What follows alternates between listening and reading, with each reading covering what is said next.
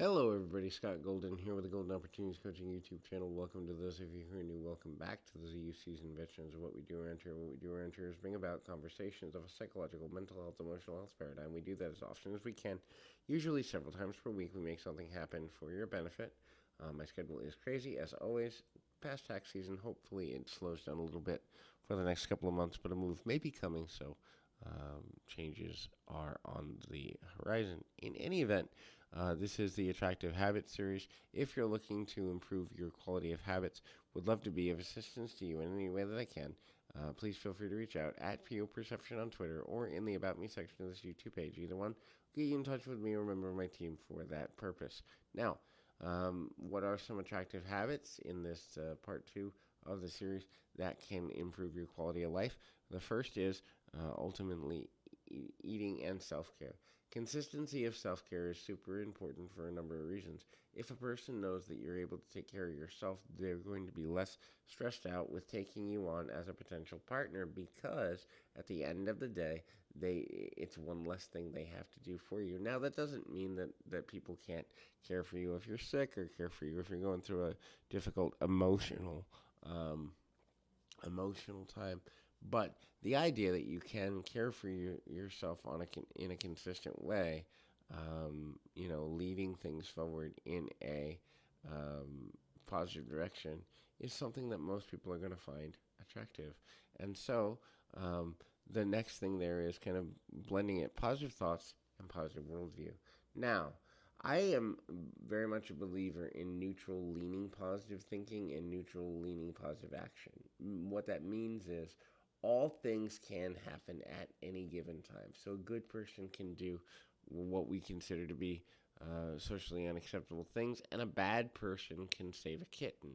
That viewpoint of neutrality, leaning positive, hoping for the best, but expecting that all things can happen, is the best way to emotionally protect ourselves from trauma.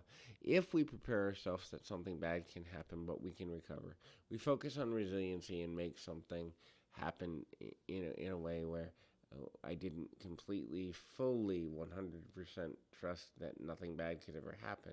What we've actually done is set ourselves up to be more resilient in the end.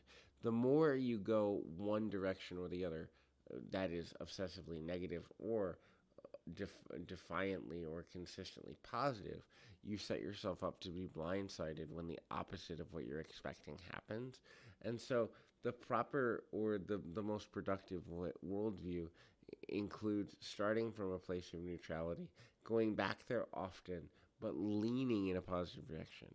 That way, there's hope that's tempered without the idea that nothing bad can ever happen to me, because the people that get the most emotionally devastated are the people who are caught off guard completely when something unexpected happens. Now, obviously, no one wants to sit and think about negative things happening. No, virtually no one wants to do that.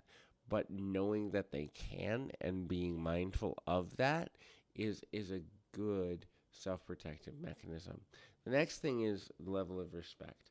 Respecting a person's autonomy, freedom of choice, freedom of belief, freedom of action is super important. It's an attractive habit because if a person feels they have the freedom to make their own decisions, make their own choices, they're going to feel also more open to be honest with you about whatever's going on in their life, whatever's experiencing in their experience, and whatever's happening in their experience, and they'll feel less judged, less persecuted, less negatively um, impacted, and ultimately that level of respect will then translate to how they treat you, how you treat them, and where that all comes together in a meaningful and constructive way.